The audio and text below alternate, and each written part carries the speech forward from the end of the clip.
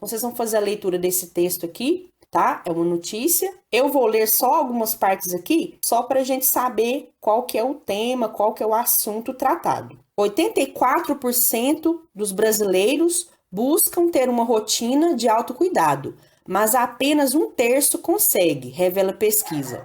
Levantamento realizado pelo IBOPE e encomendado pela Bayer, que é uma empresa farmacêutica, apresenta raio-x dos hábitos de autocuidado dos brasileiros e mostra que pandemia fez com que 25% das pessoas deixassem a atividade física de lado. Aí aqui vem alguns sinônimos de autocuidado, algumas ações que são relacionadas ao autocuidado, que significam autocuidado, como por exemplo, alimentação saudável, prática de atividades físicas, ir ao médico e fazer exames regularmente. E depois vem alguns hábitos que são de autocuidado, esses hábitos aqui também são sinônimos de autocuidado, mas que, de acordo com essa pesquisa, não foram relacionados a autocuidado pelos brasileiros. Então, os brasileiros não acham que essas questões que eu vou falar agora, que essas ações que eu vou falar agora, são exemplos de autocuidado, que seriam os hábitos de cuidar do corpo, da higiene, evitar o tabagismo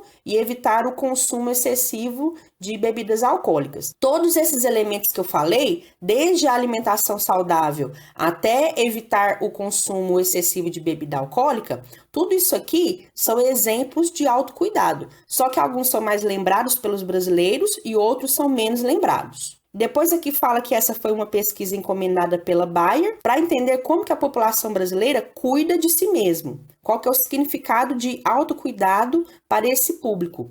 E eles também quiseram saber qual que foi o impacto da pandemia nessas rotinas. Se por causa do isolamento social, por causa da pandemia, se teve alguma alteração, se teve alguma mudança nesses hábitos de autocuidado. Aí aqui embaixo, nesses outros dois parágrafos, eles vão descrever as informações mais importantes, mais relevantes que foram descobertas através dessa pesquisa. E aí eu quero chamar a atenção de vocês para esse fator aqui, ó, para essa informação que foi descoberta através dessa pesquisa. 3 a 4 participantes declaram sentir algum tipo de dor frequentemente. Como consequência, cerca de um quarto dos entrevistados toma algum analgésico pelo menos uma vez por semana. Por que essa informação aqui é importante? É porque a empresa que encomendou a pesquisa pertence à indústria farmacêutica, que é a Bayer. Então, ao concluir que um grande número de entrevistados sente dor, declara sentir dor frequentemente e que toma analgésicos, com base nessa informação,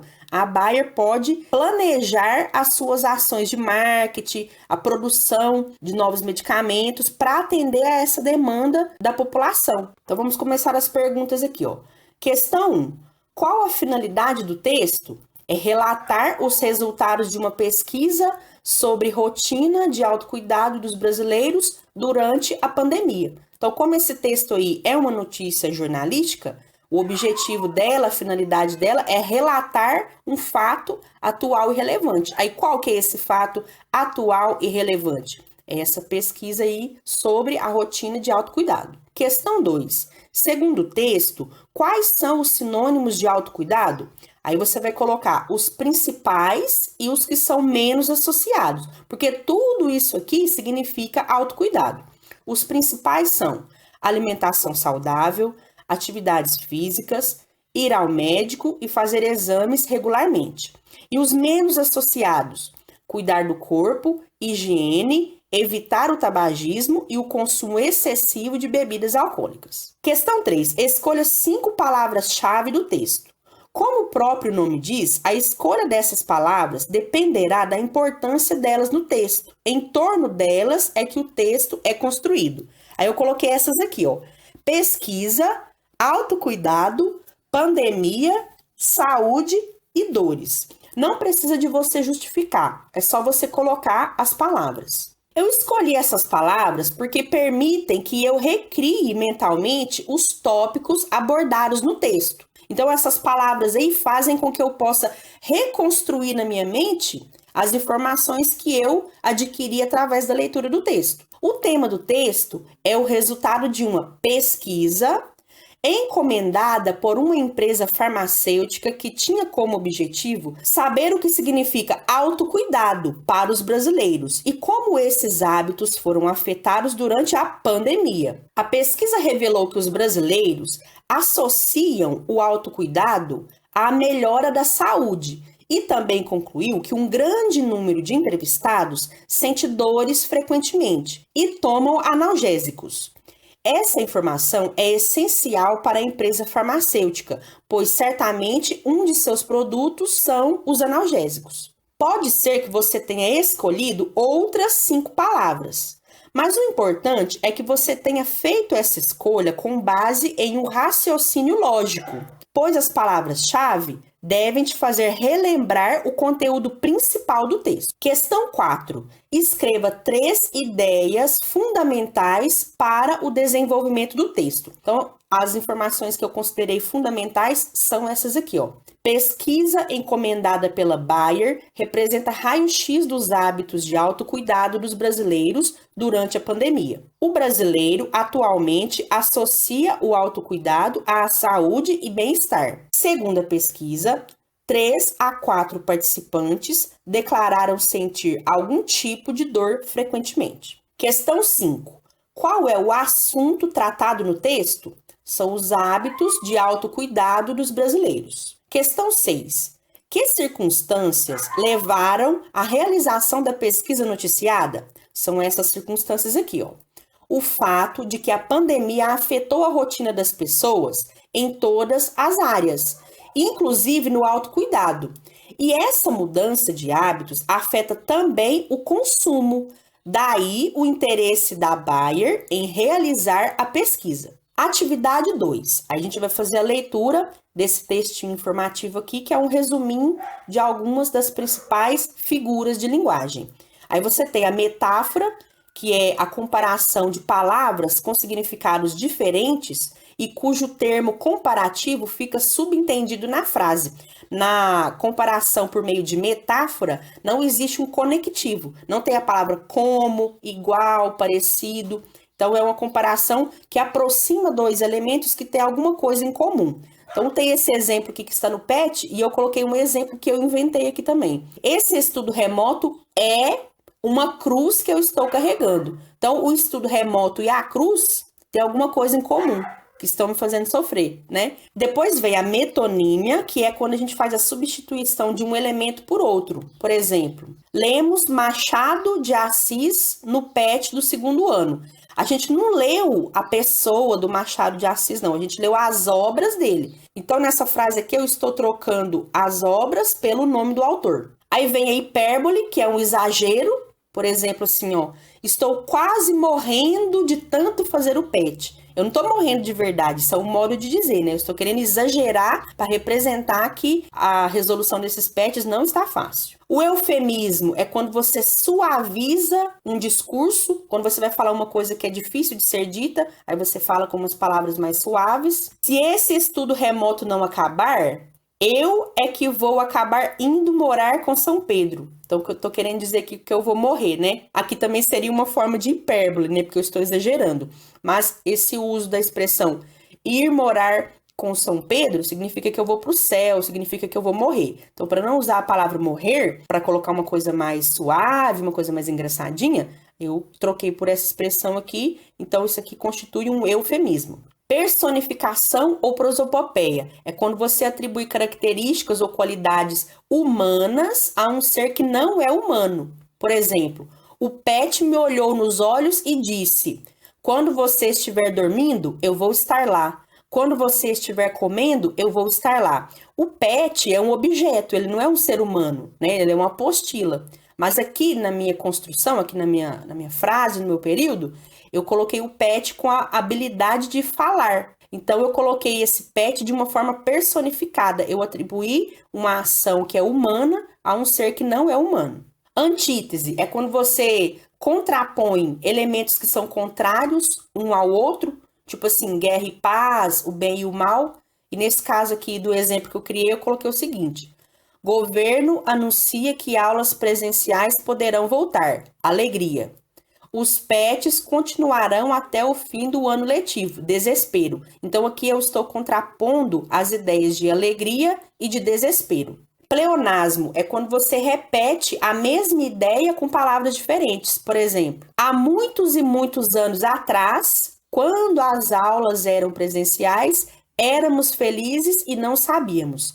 Quando eu falo há muitos anos, é lógico que é atrás. Existe há muitos e muitos anos na frente? Então, não precisa de eu falar que é há muitos e muitos anos atrás. É só eu falar que há muitos anos. Pronto, só isso já estava bom. Então, aqui eu repeti a mesma ideia, que é uma retomada do passado, uma referência ao passado, só que com expressões diferentes. Para você lembrar de pleonasmo, é só você lembrar de subir para cima e descer para baixo. Então, é a repetição de ideias com palavras diferentes. E aí, aqui na atividade, está pedindo para você identificar quais figuras de linguagem estão presentes nesses anúncios publicitários aqui.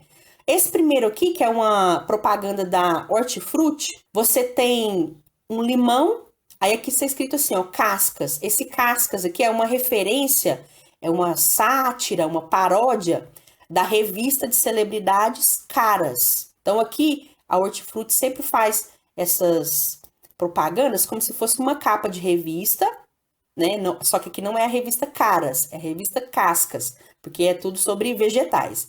Aí ele coloca aqui em destaque um dos produtos que são vendidos por essa empresa e coloca aqui uma frasezinha, um enunciadozinho aqui que destaque alguma qualidade do produto, só que de uma forma inusitada, de uma forma bem humorada.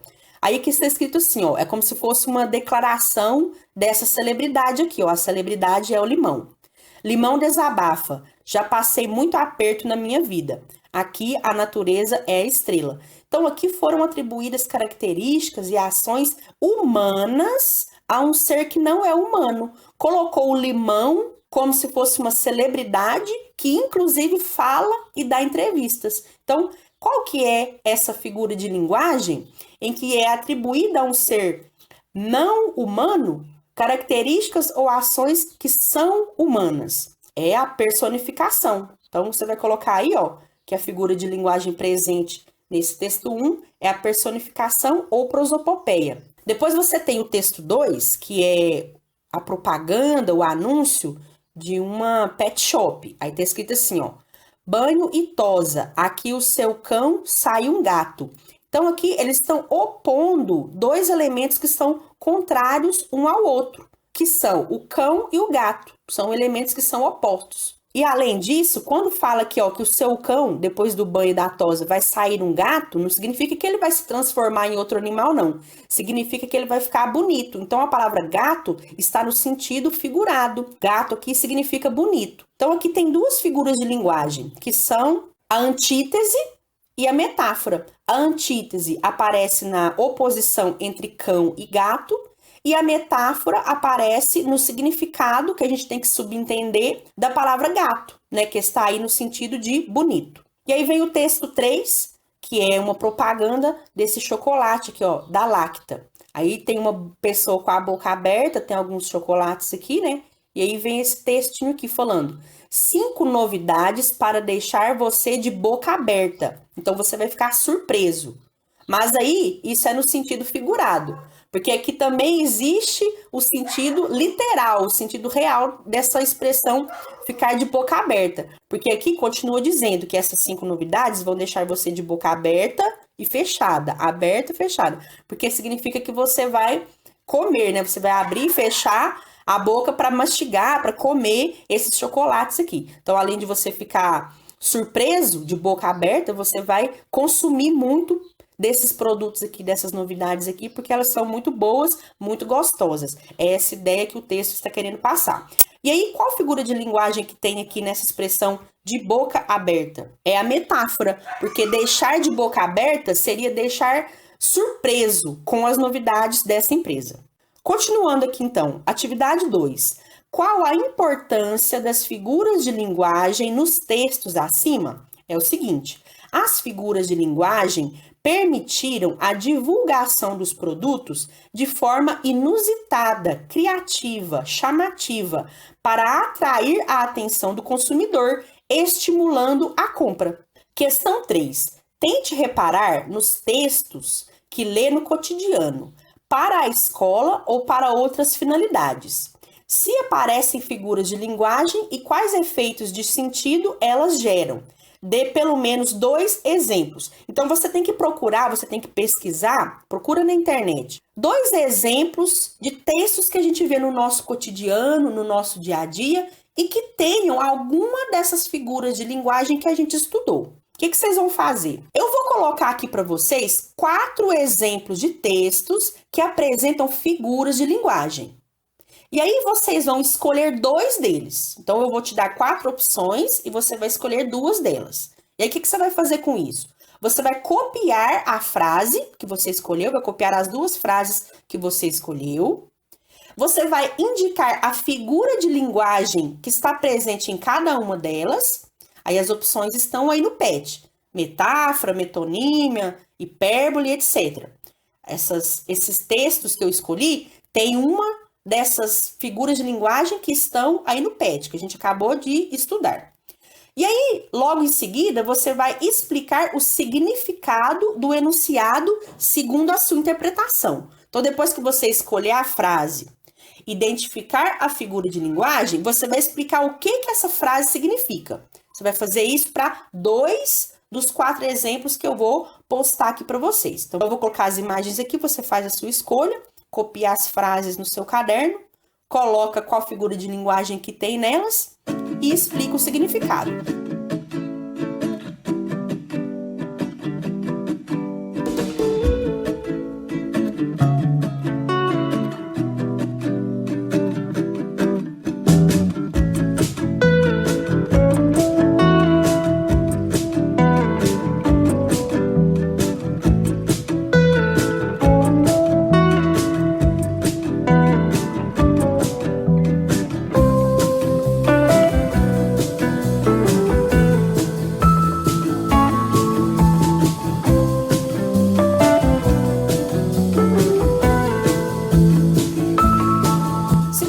Com alguma dúvida, se você não tiver certeza sobre a figura de linguagem que tem na frase que você escolheu, você pode deixar um comentário aqui para mim que eu te ajudo a responder. É só você colocar aí para mim qual das frases que você escolheu que eu te falo se a figura de linguagem que você acha que tem, se ela está certa ou se ela está errada.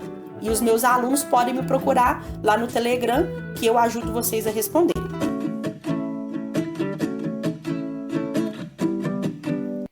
Leia o texto abaixo e responda. Aí tem essa tirinha aqui, tem 2 ratinhos conversando. Fala uma coisa romântica. Aí no segundo quadrinho, o segundo ratinho fala assim: meu amor é uma caravana de rosas vagando num deserto inefável de paixão.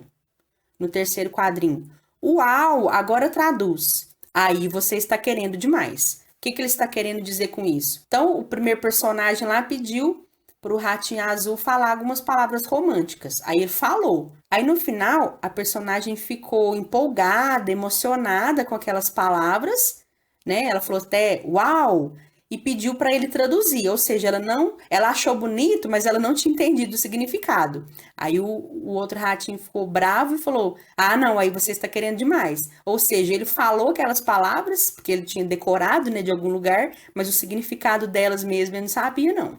Então, o efeito humorístico que tem nessa tirinha é o desconhecimento dos personagens com relação ao idioma. Então, eles conhecem as formas mais comuns, mais usuais de uso aí da língua portuguesa padrão, mas eles desconhecem as palavras, os termos que são mais eruditos, que são mais complexos. Então, eles têm um certo desconhecimento com relação ao idioma. O conhecimento deles com relação à língua não é muito profundo. Questão 1.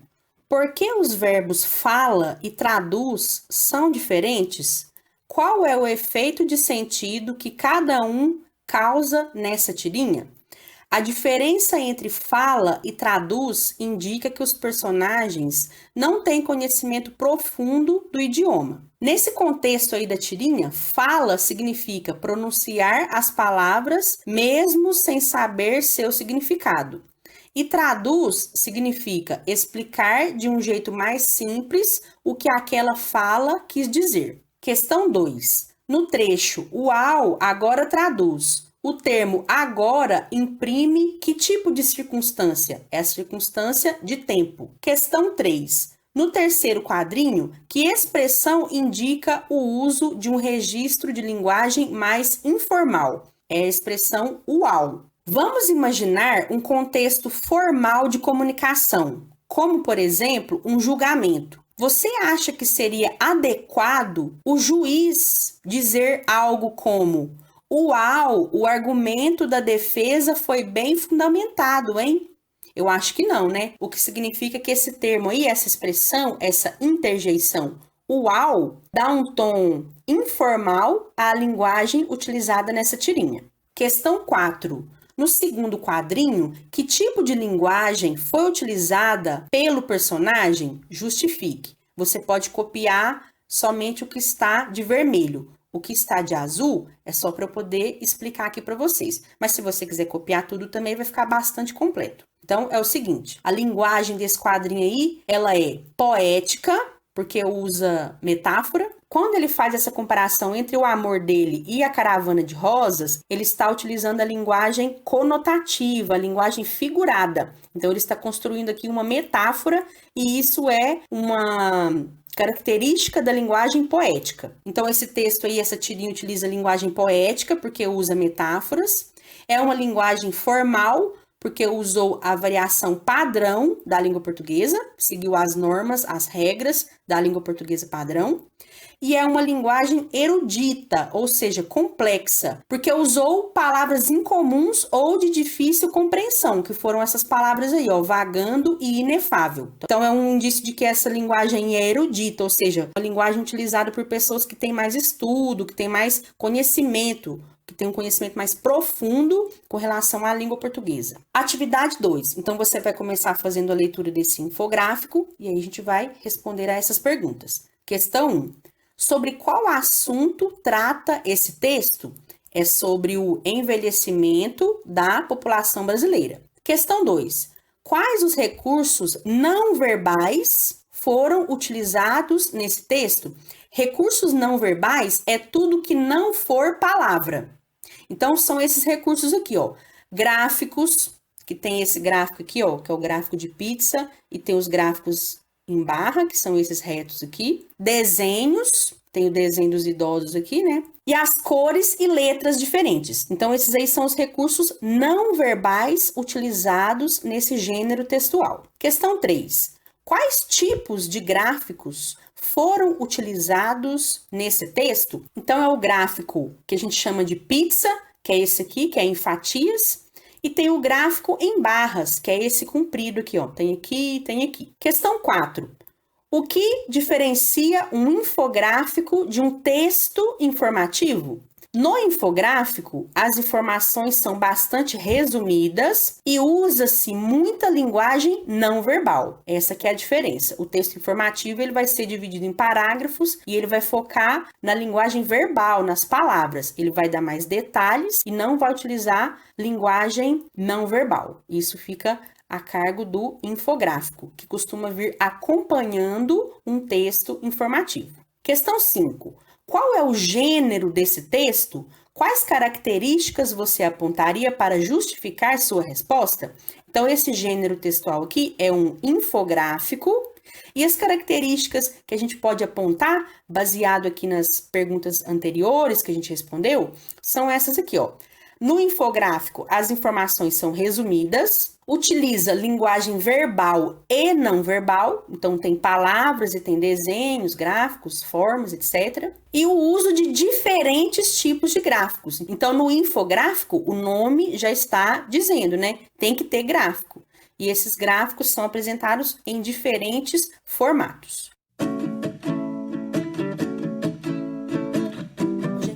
Semana 3, a gente vai começar fazendo a leitura dessa notícia aqui, ó. Guarda ambiental resgata bicho preguiça pela segunda vez em 2 dias em bairro de Valinhos. Animal estava no bairro Reforma Agrária e, segundo o guarda municipal, provavelmente foi capturado e vivia em domicílio. Ele já havia sido resgatado no dia anterior. A Guarda Municipal de Valinhos, São Paulo, resgatou um bicho preguiça encontrado no bairro Reforma Agrária, neste domingo, 16. Segundo a equipe da Guarda Ambiental, o animalzinho já havia sido retirado do meio urbano no sábado, mas retornou à vida domiciliar. O bicho preguiça foi avistado por uma equipe da Polícia Militar durante policiamento preventivo na região, e os policiais acionaram a guarda. O animal é oriundo da Mata Atlântica e tem cerca de 2 anos de idade. Felizmente, ele não estava ferido. Os guardas acreditam que ele tenha sido capturado e vivia em domicílio, já que, mesmo após ter sido solto na mata, voltou ao bairro. Após o novo resgate, ele foi levado até a Associação Mata Ciliar, em Jundiaí, para análises veterinárias e, posteriormente, ser devolvido à natureza. Questão 1. Qual o fato noticiado? É que a Guarda Ambiental resgatou o bicho preguiça pela segunda vez em 2 dias em bairro de Valinhos. Questão 2. No trecho, segundo a equipe da Guarda Ambiental, o que quer dizer o termo segundo? Quer dizer de acordo com. Questão 3. Por que esse termo segundo é importante para a notícia? É para dar credibilidade à notícia, demonstrando que os fatos foram checados com fontes confiáveis, não são informações inventadas. Questão 3 de novo, porque a numeração aqui ficou errada, né? O uso do termo oriundo no trecho "o animal é oriundo da Mata Atlântica e tem cerca de 2 anos de idade" remete a que verbo? Dentro da oração, oriundo remete ao verbo que vem do verbo ser. Ser oriundo significa ser originário de, ser proveniente de. Na sua resposta aí, se você não quiser copiar tudo, você pode colocar só essas partes aqui, ó. Oriundo remete ao verbo significa ser originário de. Pode colocar essas partes aí que eu vou considerar correto. Próxima questão. Qual o tom utilizado pelo autor da notícia para relatar um fato repetido? E que termo indica esse tom? Então, foi um tom de certa preocupação, um tom de alerta. E isso é expresso no seguinte trecho: pela segunda vez em 2 dias. Então, é como se ele estivesse dizendo que o fato do animalzinho ter sido capturado, né, ter sido resgatado pela segunda vez em 2 dias, quer dizer que esse fato aí está acontecendo muitas vezes. Então, ele está, de certa forma, representando aqui uma preocupação, um alerta, porque isso não deveria estar acontecendo. Então, esse animalzinho foi resgatado, depois ele voltou para esse mesmo lugar. Está acontecendo alguma coisa de errado ali. Então, foi um tom de preocupação, um tom de alerta, e o que comprova isso, né? Onde que isso foi expresso é nesse trechinho aqui, ó. Pela segunda vez em 2 dias. Atividade 2. Leia os textos e responda às questões. Então, você tem aqui 2 exemplos de cartas, tá certo? Só que nesse primeiro texto aqui é uma consumidora do supermercado Preço Bom falando para o gerente desse supermercado que ela tem uma reclamação. Qual que é essa reclamação? É que ela comprou uma maionese com a data de validade vencida e ela foi lá para trocar, para efetuar a troca desse produto, e ela foi mal atendida. E ela considera que isso não deveria acontecer porque ela e a família dela já consomem, já são clientes desse supermercado há muito tempo, então ela achou isso aí muito desrespeitoso. Aí ela está escrevendo essa carta aqui para reclamar disso. Já essa segunda carta aqui foi produzida por uma coordenadora pedagógica de uma escola. Ela é destinada aos pais dos alunos dos 6º anos, e o objetivo dessa carta é solicitar aos pais desses alunos que adquiram, que comprem um determinado livro lá, para que os alunos prossigam com os seus estudos. É um livro necessário para a continuidade lá dos estudos nessa escola. Então, os 2 textos são o mesmo gênero textual, os 2 são cartas, mas os objetivos deles são diferentes. Como que eu sei que esse texto aqui é uma carta? É porque os 2 têm algumas características parecidas. Os 2 textos iniciam com uma saudação ao destinatário, como se estivesse se dirigindo diretamente à pessoa que vai receber essa carta. Eles terminam com uma saudação final. Logo em seguida vem a assinatura do remetente. E outra característica que é típica desse gênero textual é que os dois textos são escritos em primeira pessoa. Então, é a pessoa que está escrevendo, o remetente, a pessoa que está escrevendo a carta, fala em primeira pessoa. O que a gente pode perceber, por exemplo, na presença de alguns verbos na primeira pessoa. Estamos, que é a primeira pessoa do plural, esse verbo aqui concorda com o pronome nós. Compramos, mostramos. Então, todos esses verbos aqui estão na primeira pessoa do plural, indicando que a pessoa que está escrevendo está colocando esse texto aqui na primeira pessoa. No segundo texto, a gente também observa isso, através desse verbo aqui, ó, solicitamos, que concorda com o pronome da primeira pessoa, né? O pronome nós, que é a primeira pessoa do plural. Então, a presença desses verbos na primeira pessoa do discurso é uma característica também típica desse gênero textual, que é a carta. Aí vem a primeira pergunta. Aponte características que permitem inferir, subentender que os dois textos são cartas. São essas características aqui, ó. Saudação inicial, despedida e assinatura do remetente e o texto em primeira pessoa. Questão 2. Agora aponte diferenças entre os dois textos. São essas diferenças aqui, ó. Se você tiver identificado mais alguma, você pode colocar. Cada uma das cartas tem uma finalidade diferente. Só a primeira iniciou-se com local e data. Só a segunda indicou o cargo da remetente junto com a assinatura. Questão 3. Qual dos textos é uma carta de reclamação e qual delas é uma carta de solicitação? O texto 1 é uma carta de reclamação e o texto 2 é uma carta de solicitação. E questão 4. Qual verbo indica que o texto é uma carta de solicitação? É o verbo solicitamos. A gente vai começar fazendo a leitura desses exemplos de panfletos aqui, ó. Atividade 1. Imagine que você é morador de uma comunidade onde os moradores não respeitam a coleta de lixo e acabam jogando sempre lixo na rua. Você precisará fazer uma campanha de conscientização com seus vizinhos. Leia os textos a seguir e responda às questões para servir de inspiração para a sua criação.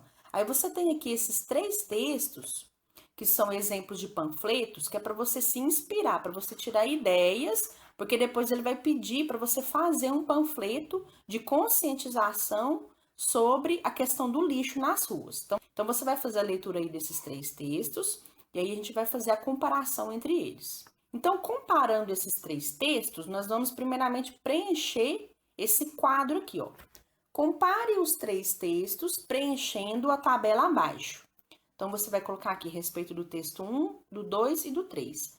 Primeiramente, quais que são os recursos visuais apresentados em cada um deles? Então, de forma bem resumida, no texto 1 são as cores, os tipos de letra, desenho de lata de lixo. No texto 2, cores, tipos de letra, pessoa e lata de lixo. Texto 3, cores, tipos de letra e placas de sinalização. É isso que tem no que diz respeito à parte visual em cada um desses panfletos. Tipo de linguagem. Aí você vai colocar se tem figuras de linguagem, se o registro é formal ou informal, etc. Então, no texto 1, o que eu percebi? Que a linguagem é informal, apresenta gíria e tem a figura de linguagem da personificação, que é quando você atribui características humanas a seres que não são humanos. Porque aqui, ó, no texto 1, tá dizendo o seguinte: o lixo que você deixa no chão não fala, mas ele diz muito sobre você.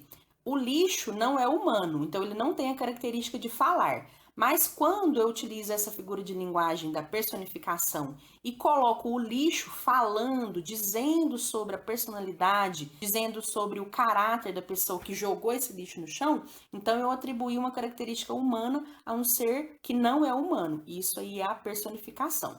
No texto 2, a linguagem é formal, padrão e objetiva.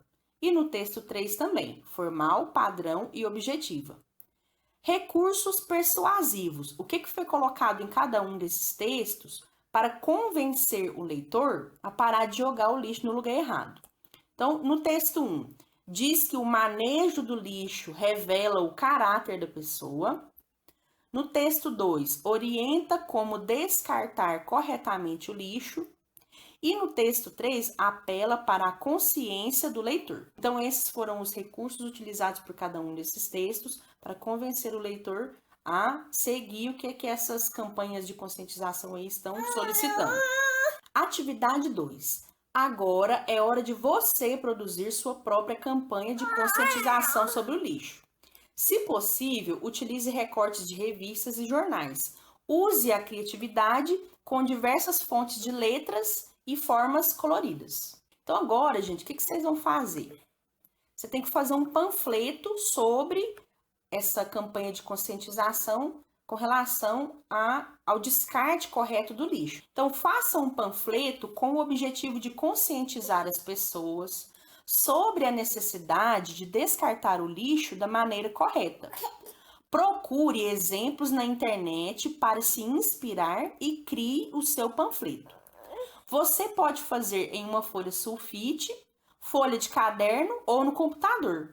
Sugestão: faça o panfleto focado nos moradores e nos problemas relacionados com o lixo no seu bairro. Foi o que eu fiz.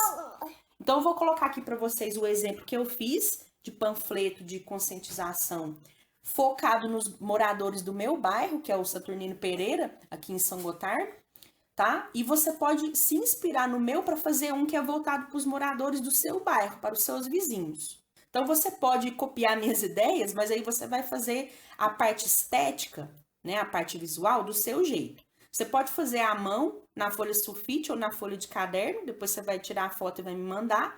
Ou se você quiser fazer no computador, eu fiz no PowerPoint. Você pode utilizar o programa que você conseguiu, o programa que você quiser. Aí depois é só você me mandar o arquivo lá no formulário, né, que eu faço para vocês me mandarem as atividades, ou você pode também tirar um print e mandar para mim como forma de imagem.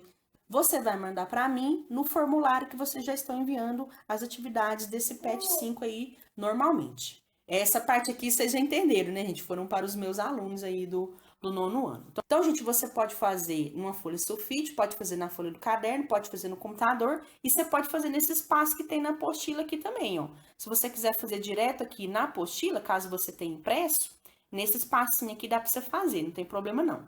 O importante é você utilizar a sua criatividade, porque o panfleto ele tem que ter a linguagem verbal e não verbal. Não é só a parte escrita, não é uma produção de texto em forma de parágrafo, não, é um panfleto. Então tem que ter desenho, imagem, formato diferente de letra, cores diferentes de letra. Você pode utilizar colagens aqui, recortar alguma coisa aí que você tenha na sua casa, algum desenho, e fazer uma montagem aqui e colocar. Então você tem que utilizar a sua criatividade, né? Você tem que utilizar tanto a parte escrita quanto a parte visual, tá certo? Então agora eu vou colocar o meu exemplo para vocês se inspirarem, para vocês tirarem uma ideia.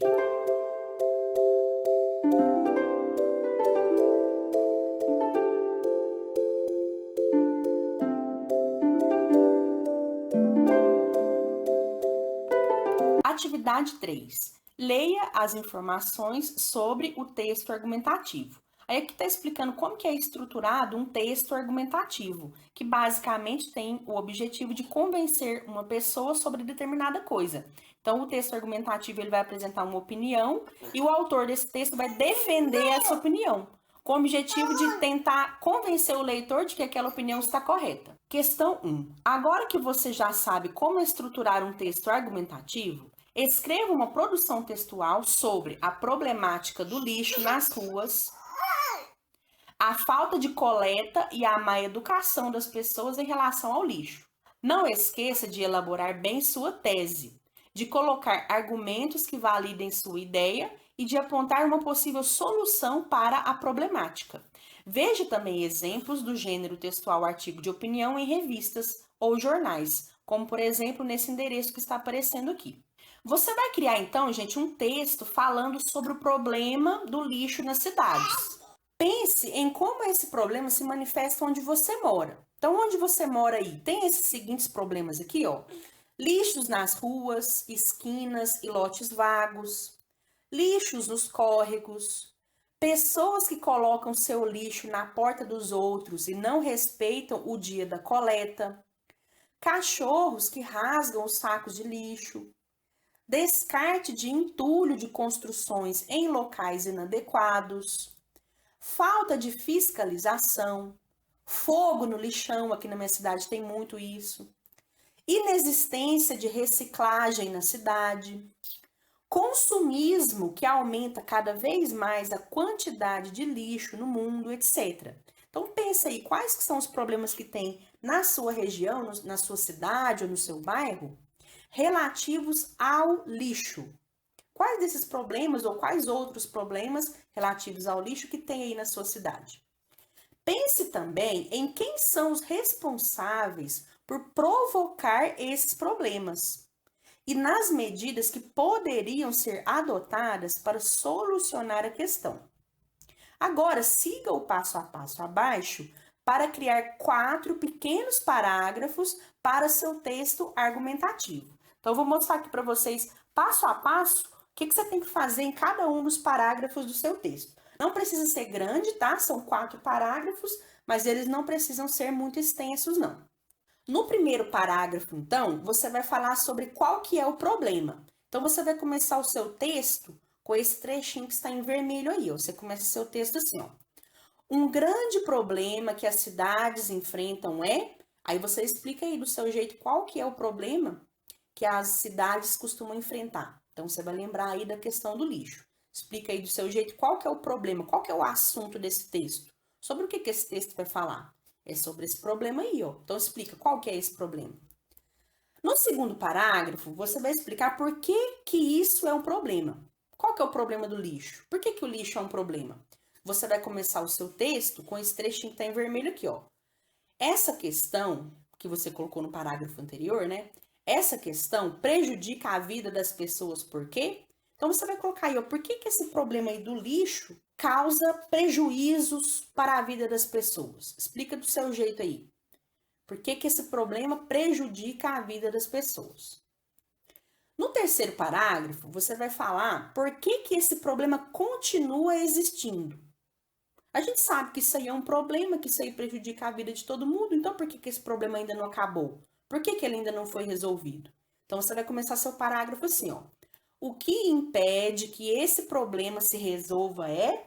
E aí você vai completar. O que está contribuindo para esse problema continuar existindo?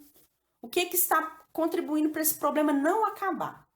Então, você vai colocar aí quem que são os culpados. E no quarto parágrafo, você vai falar sobre como solucionar esse problema. Então, essa questão do lixo aí, ó. Como que a gente faz para solucionar esse problema? Aí você vai começar o seu quarto parágrafo da seguinte maneira. Portanto, medidas são necessárias para solucionar essa problemática. O que deveria ser feito é... Então, você vai colocar aí, ó, o que o poder público deveria fazer, o que as pessoas, os cidadãos deveriam fazer para solucionar esses problemas causados aí pelo lixo, que é descartado de maneira errada, tá certo? Então, se você seguir esse passo a passo aqui, eu tenho certeza que você vai conseguir fazer um texto de maneira bem fácil, bem simples, tá certo? É só você pensar aí sobre a sua realidade, porque esse assunto aqui você conhece, esse assunto aqui afeta todo mundo, inclusive você e sua família. Se você quiser, você pode inclusive conversar com algumas pessoas, com os seus familiares, por exemplo, que eles vão te dar ideias sobre o que eles acham que deveria ser feito para solucionar esse problema. Eles também podem te falar quais que são os problemas, os prejuízos causados na vida da família de vocês aí por causa desse problema do lixo. E também podem apontar os culpados, né? Tenho certeza que eles vão falar aí sobre os órgãos públicos e também sobre os próprios vizinhos, né? Que a gente tem essa tendência de jogar a culpa para o outro, a culpa não é da gente. Mas enfim, gente, faça essa reflexão, siga esse passo a passo aqui, ó. Deixa eu colocar aqui para vocês tirarem um print de cada um dos parágrafos, para você poder fazer com calma depois. Ô, gente, o objetivo dessa atividade é você exercitar a sua escrita. Então, capricha aí na ortografia, na pontuação, acentuação, paragrafação, faça o seu melhor. A gente quer que você teste, que você exercite tudo que você aprendeu ao longo da sua vida escolar com relação ao uso da língua portuguesa. Então, a gente quer que você escreva aqui o seu texto da melhor forma possível para a gente poder ver o que precisa melhorar, o que ainda não está bom. Então, faça o seu melhor, seja criativo e siga esse passo a passo aqui que eu tenho certeza que você vai conseguir fazer o seu texto sem nenhum problema, tá bom?